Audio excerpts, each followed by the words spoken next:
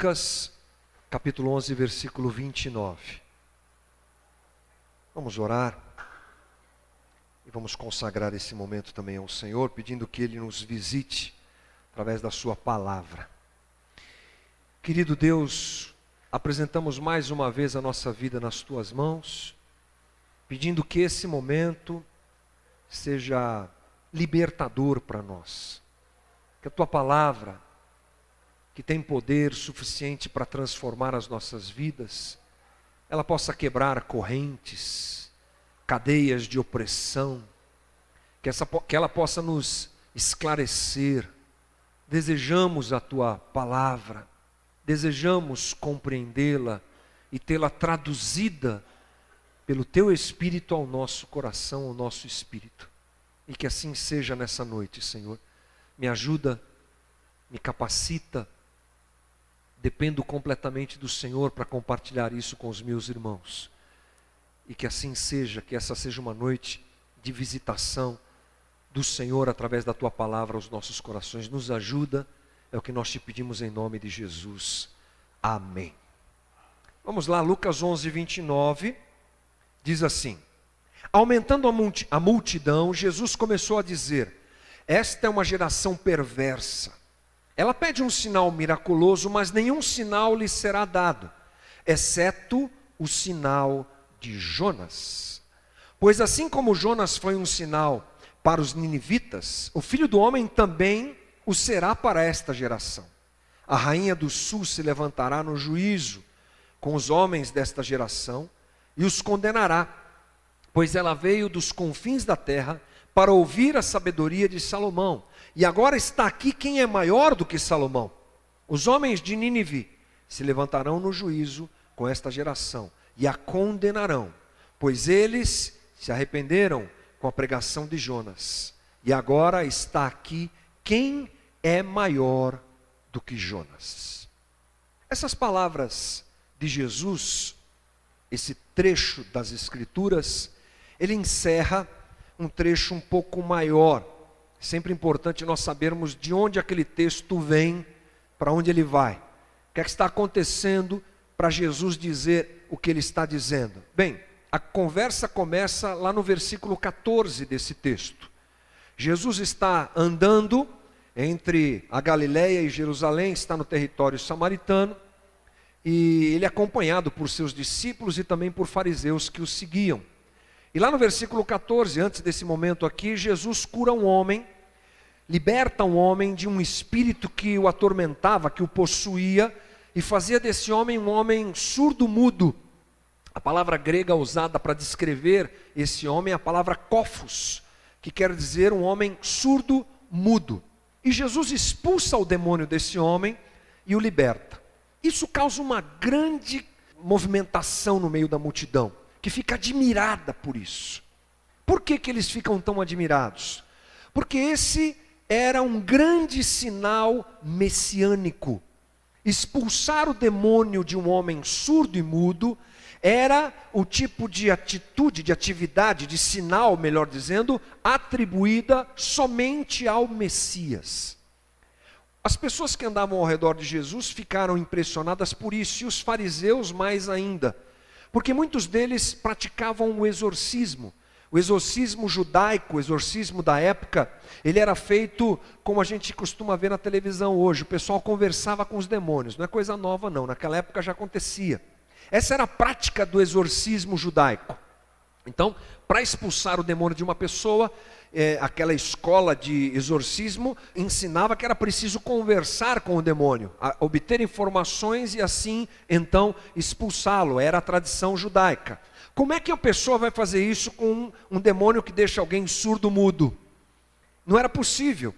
Por isso eles mesmos sabiam que se alguém expulsasse o demônio de um homem surdo-mudo, é porque ele era o Messias. Tinha que ter muita autoridade para fazer isso. Por isso, quando Jesus liberta aquele homem, há uma balbúrdia, uma bagunça, tal, e uns falam, outros falam, e um grupo de fariseus, não acreditando, é claro, que Jesus era o Messias, Como é que pode ser Jesus o Messias? Esse homem, filho de Maria e José, esse homem tão simples que não tem autoridade humana nenhuma, ele jamais será o Messias. Então, por conta disso, por não se dobrarem à realidade de que Jesus era o Messias, o que é que eles dizem?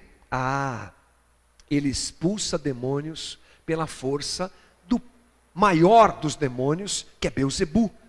Eles dizem isso entre eles. Jesus discerne isso.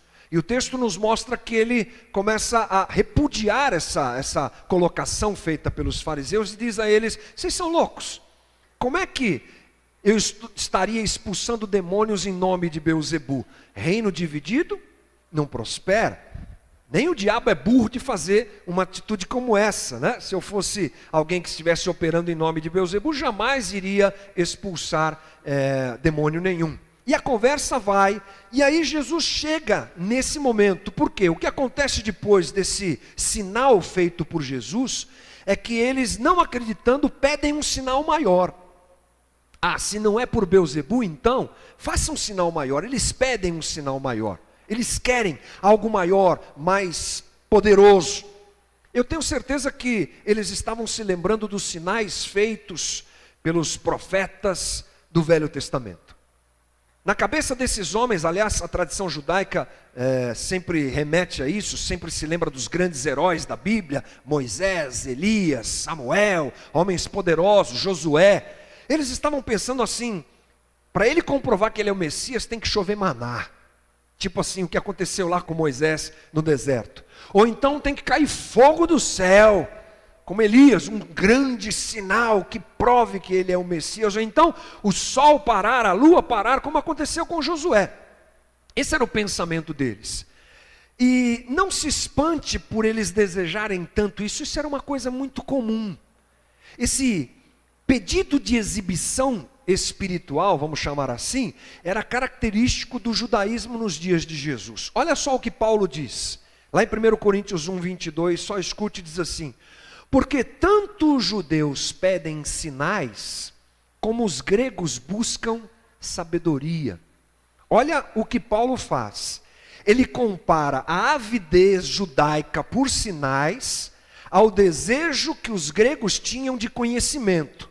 Poxa vida, todo mundo sabe o quanto a sociedade grega, a civilização grega, melhor dizendo, foi importante para esclarecer ao mundo muitas coisas.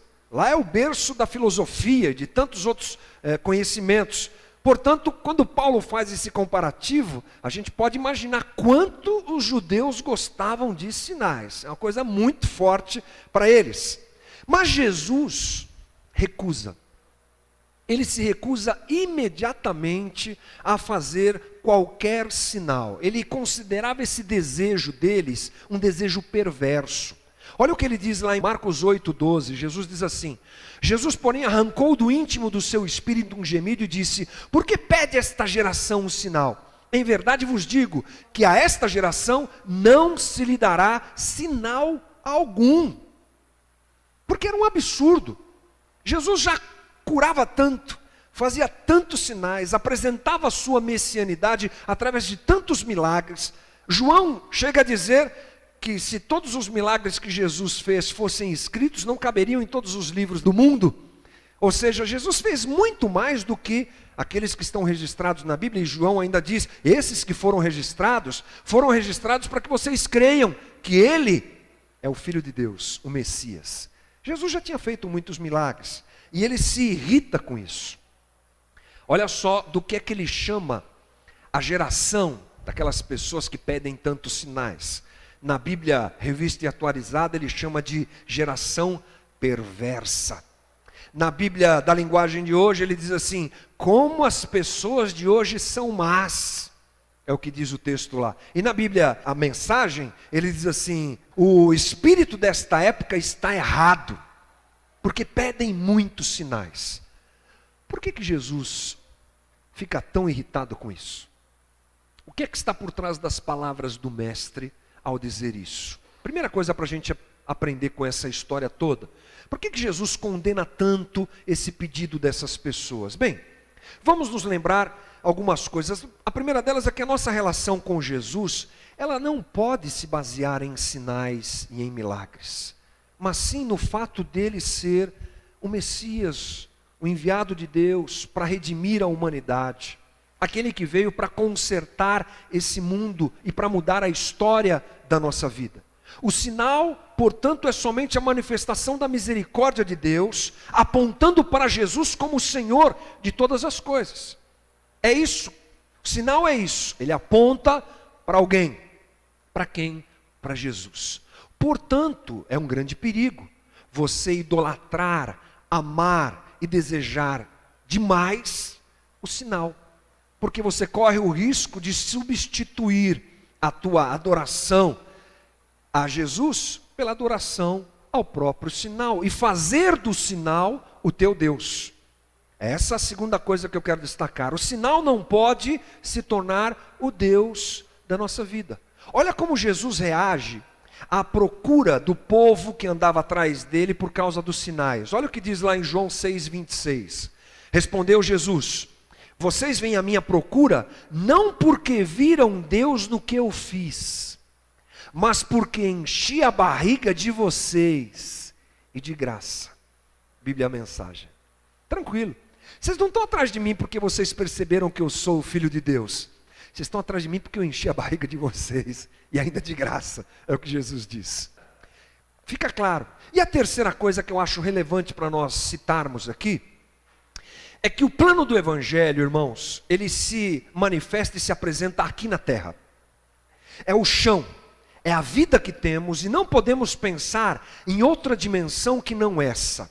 Muitas vezes nós nos comportamos como esses judeus que pediam sinais e eram ávidos por sinais, ou seja, queriam viver algo sobrenatural constantemente. Era o desejo dessas pessoas e nós não somos diferentes, né? Nós todos gostamos de uma coisa meio sobrenatural, é uma coisa que a gente gosta. Latino, então, adora esse tipo de manifestação. Queremos viver uma vida transcendente constantemente. A gente quer viver nas nuvens, essa que é a verdade. Essa avidez por sinais, eu acho que ela tem um pouco a ver com isso.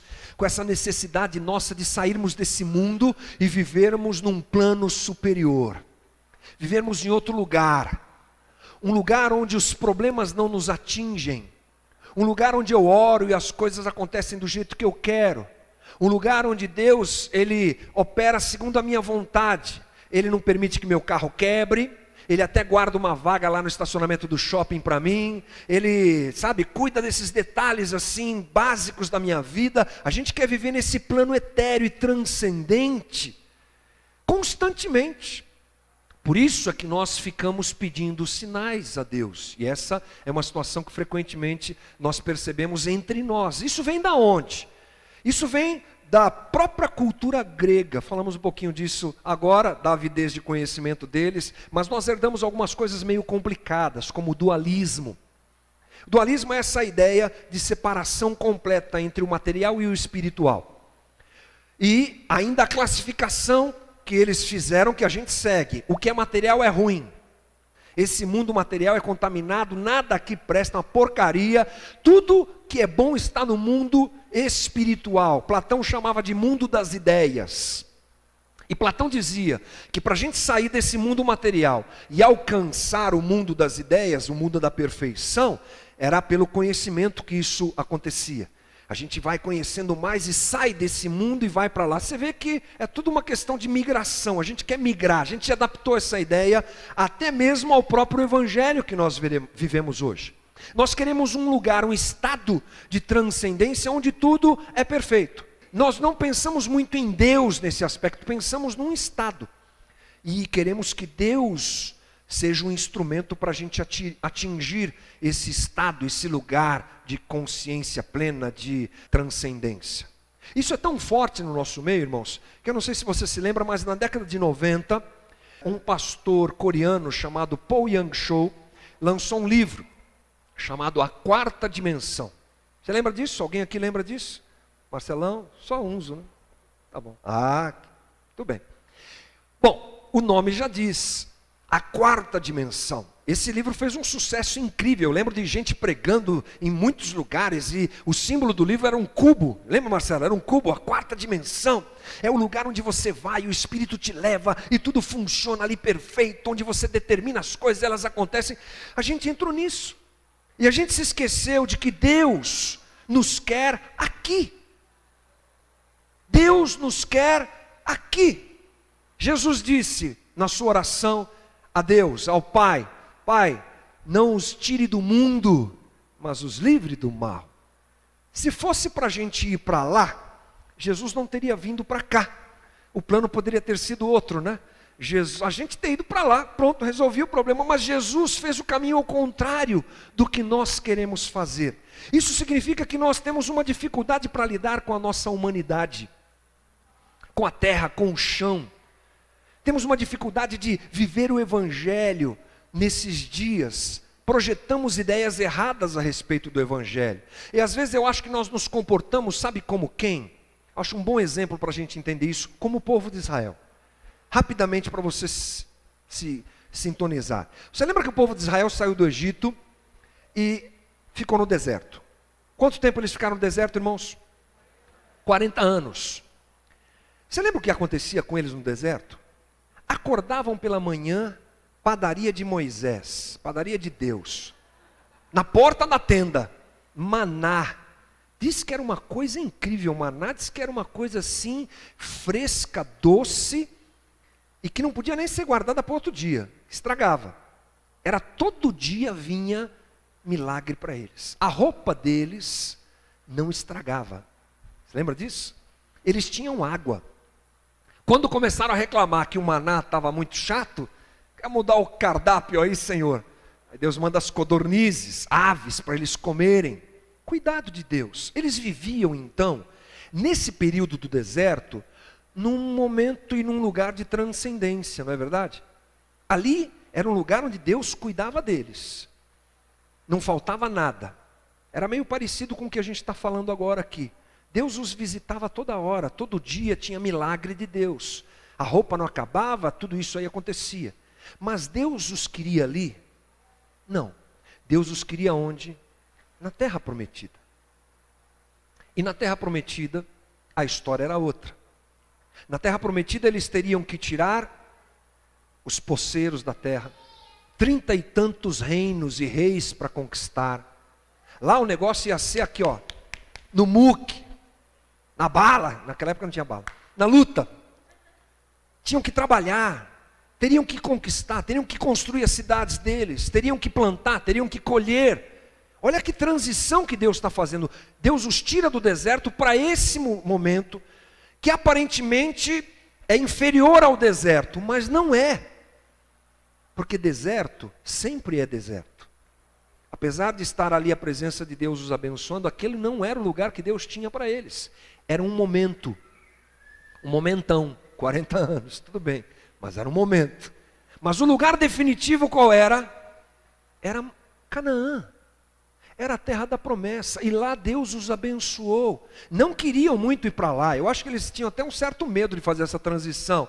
Vamos ter que lutar, vamos ter que pegar no pesado, vamos ter que usar a enxada, vamos ter que construir. Mas era a vontade de Deus, e Deus os abençoou lá, cresceram lá, plantavam lá, e lá Deus dava a eles aquilo que a própria descrição da terra diz. Manava o quê? Leite e mel. Era abençoada, mas não era transcendente. Era pé no chão. Era fruto do trabalho. Era fruto da atitude deles, e Deus ali os abençoava. Muitas vezes o que acontece com a gente, irmão, finalizando isso, é que nós não queremos sair do deserto. A gente quer ficar vivendo nessa atmosfera transcendental, mas a gente está indo na contramão do desejo de Deus, que preparou para nós uma terra que mana leite e mel. Mas nessa terra que mana leite e mel está a nossa humanidade, o nosso trabalho, o nosso esforço, a nossa vida aqui na terra, abençoada por Deus, graciosamente visitada pelo Senhor. Os milagres ali também acontecem, a graça de Deus também acontece, mas talvez nós estejamos resistentes em sair do deserto e ir para Canaã. E é hora de ir para Canaã, irmão. Eu creio nisso. Muito bem. Essa é a primeira ideia que nós temos a conversar, mas a coisa não para. Porque Jesus ele se recusa a fazer mais sinais, mas ele diz: vou fazer só um. Vou dar a vocês só um. Qual? Sinal de Jonas. Olha o que diz o versículo 40. Pois assim como Jonas esteve 3 dias e 3 noites no ventre de um grande peixe, assim o Filho do Homem ficará 3 dias e 3 noites no coração da terra. Jesus então aponta para um sinal, e ele chama esse sinal de Jonas. O que ele está fazendo? Primeiro, está pegando histórias do Velho Testamento e trazendo para esses homens. Eles conheciam muito bem todas essas histórias. Jonas, esses homens, profetas, eram muito constantes na conversa daqueles homens. Então, ao resgatar esses exemplos, Jesus traz à memória daqueles homens o que aconteceu com as pessoas do Velho Testamento. Jesus, então, ele está anunciando a sua ressurreição. O sinal que ele está dizendo que vai fazer é a ressurreição que ele vai viver daqui a algum tempo. Porque Jesus já está descendo para Jerusalém para entrar no seu período de martírio, morte e ressurreição.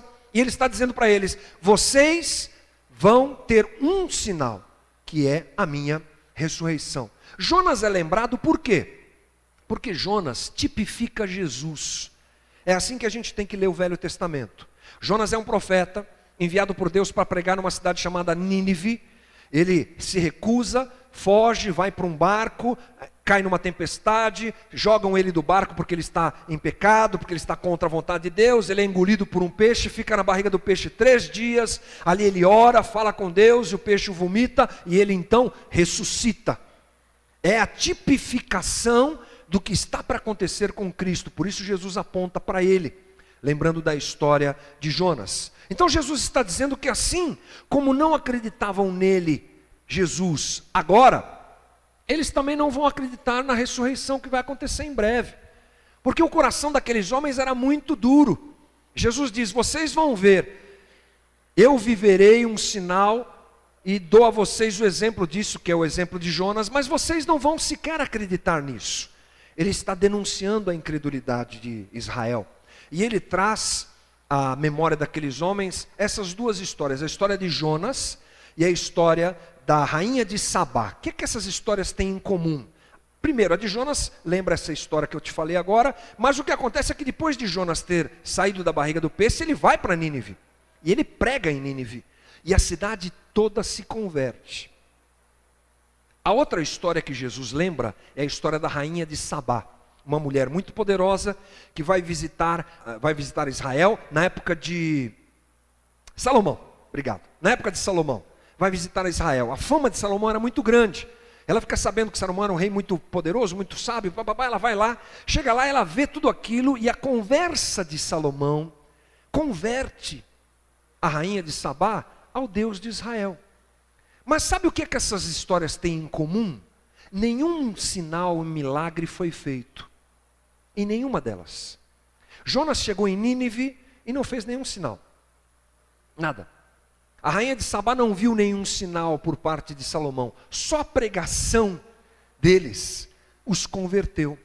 E Jesus então está lembrando a esses fariseus daquela época que nenhum desses episódios houve a presença de milagres, mas eles creram e se arrependeram. Mas os fariseus que viram Jesus fazer tudo aquilo, viram Jesus curar muita gente, libertar muita gente, fazer muitas coisas impressionantes, o coração deles era endurecido. E eles precisavam olhar para Jonas, olhar para a rainha de Sabá e saberem que ali na frente deles estava quem era maior do que Salomão e quem era maior que Jonas, o próprio Messias, Jesus. Resumindo, irmão, Jesus está denunciando a incredulidade deles e a falta de arrependimento. Jesus está denunciando a incredulidade e o orgulho dos fariseus de Israel, do povo de Israel, quase que na sua maioria, que não acreditavam nele como o Messias. Ele então fala sobre a ressurreição. Eu queria ir por esse caminho, que eu acho que nós temos coisas para aprender a respeito disso. Jesus, ele anuncia que ressuscitará e diz para eles: vocês não vão entender esse sinal e não vão ver esse sinal. E todos nós sabemos que Jesus ressuscitou. Amém? Alguém aqui tem dúvida sobre isso? Não tenha. 1 Coríntios 6,14, Paulo diz: por seu poder, Deus ressuscitou o Senhor, ou seja, Jesus, e também nos ressuscitará. É uma coisa que é a base do Evangelho, é a ressurreição de Cristo. Porque Paulo também diz que se Jesus não tivesse ressuscitado, tudo que nós estamos fazendo seria jogado fora. Porque a morte e a ressurreição de Jesus selaram o plano de salvação para a humanidade, para cada um de nós. Então, ressurreição é uma coisa fundamental e importante. Mas pense comigo, a nossa falta de arrependimento, ou o nosso orgulho, vou tentar raciocinar junto aqui, nosso orgulho e a nossa falta de arrependimento, a nossa incredulidade, afetam alguma coisa quanto à ressurreição de Cristo? Não, Ele ressuscitou e ponto final. O que afeta? Somos nós. É isso que Jesus está dizendo para aqueles homens: vocês não creem, mas eu vou ressuscitar assim mesmo. E vocês não vão ter parte nisso. A incredulidade e o orgulho de vocês não interferem na ressurreição que eu viverei daqui a alguns dias. É o que Jesus está dizendo. E isso se aplica bastante a nós também. Jesus ressuscitou ao terceiro dia e ponto. Acabou. Qual o detalhe disso? É que a nossa interação com a ressurreição de Cristo, sim, depende de arrependimento e depende de credulidade.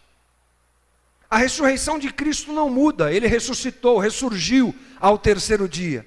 A nossa relação com essa ressurreição depende de credulidade e de arrependimento. A dureza de coração, a falta de arrependimento dos fariseus, apesar dos muitos milagres de Jesus, os impediu de o reconhecerem como Messias, e ainda os impediu de verem a ressurreição que em breve aconteceria. Todos nós sabemos que Jesus, ao ressuscitar, se apresentou para muita gente, não foi? Muita gente. Seus discípulos, pessoas que andavam com ele, muitos deles viram Jesus. Mas o interessante é que esses fariseus não estavam na lista de quem viu a ressurreição. Porque eles não tinham fé e não se arrependeram. A ressurreição de Jesus foi apresentada, Pedro diz isso, lá em Atos 3,15, diz assim: vocês mataram o autor da vida, mas Deus o ressuscitou dos mortos, e nós somos testemunhas disso. Mas os fariseus não viram, não presenciaram, não tiveram relação com a ressurreição de Cristo. Portanto, a falta de arrependimento os impediu de viverem e de participarem da ressurreição. O que é que isso tem a ver com a gente? Primeiro, plano de salvação. Se nós queremos fazer parte da ressurreição de Cristo, daquela feita no terceiro dia depois da sua morte, nós precisamos de arrependimento e de fé. Isso faz parte do plano de salvação, não faz, irmão? Não é assim? Para alguém reconhecer Jesus como Senhor e Salvador, tem que ter fé nele como Messias e tem que se arrepender. Quando a palavra arrependimento é usada, quando a gente está explanando o plano de salvação, ela se refere ao fato de nós olharmos para Jesus e percebemos que precisamos dele, de que somos pecadores e que precisamos dele. Para nós nos relacionarmos com a ressurreição de Cristo, então precisamos de arrependimento e de credulidade. Ponto. Plano de salvação. Uma pessoa que quer entregar a vida para Jesus, é essa oração que ela faz, não é? Senhor Jesus, reconheço que o Senhor é Filho de Deus, que veio ao mundo salvar a humanidade, que eu sou pecador e que eu preciso de Ti e entrego a minha vida a Ti. Amém? Quem já fez essa oração aqui? Eu nunca peço para você levantar a mão. Levanta a mão, quem já fez essa oração aqui? Isso, maravilha. Quebrar o gelo, maravilha. Acabou? Não, não acabou. Porque eu creio que a ressurreição, ela faz parte do reino de Deus. Dentro do reino de Deus está o poder da ressurreição. Dentro do reino de Deus se apresenta a ressurreição. Espero que você entenda o que eu estou querendo te explanar hoje. Quando nós adentramos ao reino de Deus, que é um reino que não é físico, que não é geográfico, que não é material, mas é espiritual, e Ele está entre nós, Ele está nesse mundo, nós fazemos parte dele, nós então estamos entrando num reino, num lugar onde a ressurreição existe e que ela funciona. Veja você uma pessoa que começa a andar com Jesus. O que é que acontece com ela? Ela vai ressuscitando. Paulo já diz que nós estávamos mortos em nossos pecados e delitos. A gente tem um up, sai da morte e vai para a vida. Não é verdade? Acontece, estava morto no pecado, encontrou Jesus, ressuscitou, amém. Mas esse processo continua. É a ação da ressurreição dentro do reino. A gente vai sendo curado, a gente vai sendo restaurado. Você conhece uma pessoa com a vida dela toda destruída, arrebentada, machucada, casamento acabado. Ela entrega a vida para Jesus, daqui a pouco ela começa a viver esse processo de ressurreição. O casamento começa a melhorar, a vida pessoal começa a se acertar, ela vai reconhecendo os seus pecados, ela vai melhorando como gente, como pessoa, ela vai crescendo na presença de Deus. O que é isso? É o Evangelho gerando ressurreição. É o Evangelho curando relacionamentos. É o Evangelho tratando pessoas. É o Evangelho libertando a vida da gente. É a ressurreição de Jesus que está entre nós, irmão. E para nós, então, nos relacionarmos com essa ressurreição que está entre nós, precisamos de credulidade e de arrependimento. Sempre. Relacionamento implica incredulidade e arrependimento. Usufruir da ressurreição, viver a ressurreição de Cristo aqui na terra, na minha caminhada, é necessário para isso credulidade e arrependimento. O que é credulidade? Credulidade é a característica de quem crê. É a característica daquele que dá um voto de confiança. Eles não deram esse voto de confiança para Jesus. Olharam para ele, para a aparência dele e disseram: ele não pode ser o Messias. E a incredulidade deles os roubou da máxima verdade de que Jesus era o Messias. E nós vivemos num mundo de gente desconfiada. E somos desconfiados.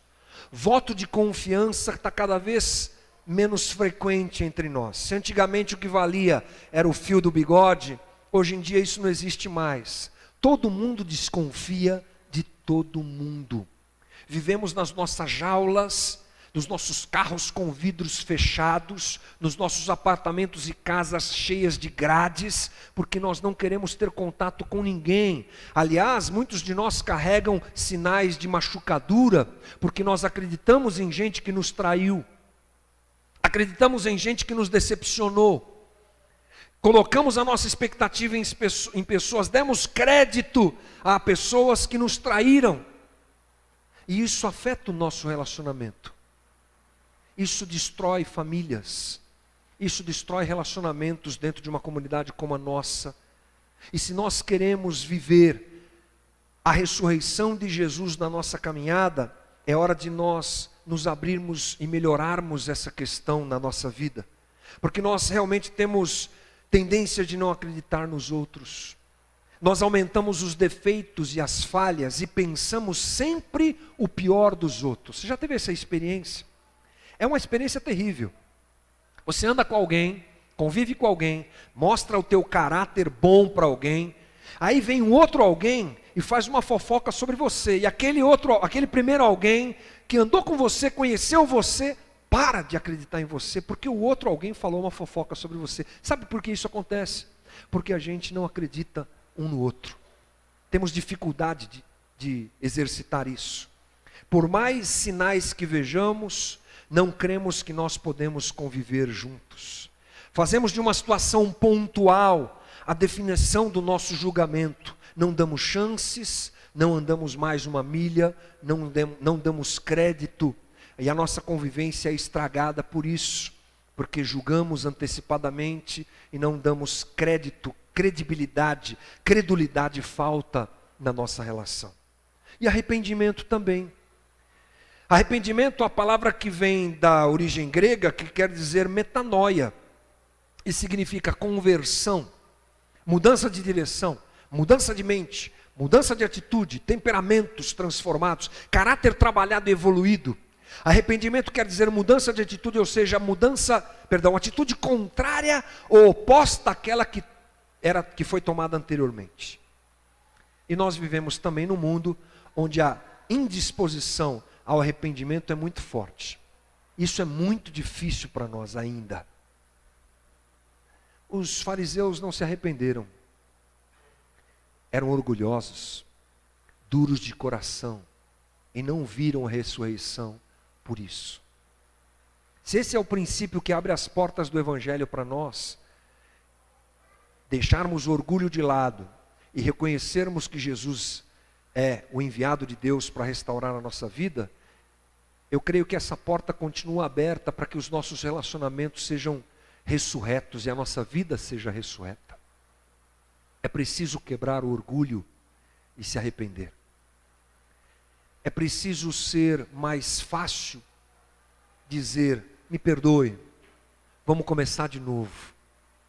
É necessário uma reviravolta na nossa vida e na nossa postura, porque os nossos relacionamentos carecem disso. Frequentemente, quando aconselho casais, é impressionante, nenhum dos dois está errado. Não sei por que brigam, devia ser uma maravilha, mas você conversa com a mulher, ela coloca todos os problemas em cima do homem, e você vai conversar com o homem, ele faz a mesma coisa, porque é um embate, uma dureza de coração, e uma dificuldade de dizer, desculpa, perdão, dá para a gente começar de novo? Dá para a gente apagar isso e começar de novo? Isso acontece na nossa casa, irmão. Isso acontece na nossa comunidade. Como é difícil para nós nos arrependermos. A frase, é melhor ser feliz do que ter a razão, ela sumiu. A gente hoje quer ter razão, ainda que a felicidade seja jogada no lixo. E por causa disso, a ressurreição não tem espaço. Continuamos morrendo nos nossos relacionamentos. Continuamos morrendo na nossa caminhada. Continuamos morrendo e passando longe da ressurreição. Porque justamente o que nos é difícil é ter credulidade ou dar crédito a alguém e nos arrependermos, porque isso para nós é quase impossível. E hoje eu acho que é uma noite muito boa para nós reavaliarmos tudo isso. E percebermos se nós não temos feito como os fariseus. Porque se nós pararmos para fazer uma enquete aqui, todo mundo tem visto sinais da graça de Deus na sua vida. Como diria um pregador famoso, amém ou não amém, irmão? Amém. Deus é bom com a gente, irmão. Você tem visto Deus na tua vida. Eu tenho visto Deus na minha vida. Os sinais estão entre nós. Deus tem ressuscitado gente. Deus tem curado pessoas. No meio dessa crise absurda, Deus tem aberto portas de emprego, dado graça, cuidado de nós. Que mais que nós queremos? Que mais que nós queremos? Fogo? Maná do céu? Para a lua, para o sol? Já não é suficiente o que nós temos visto.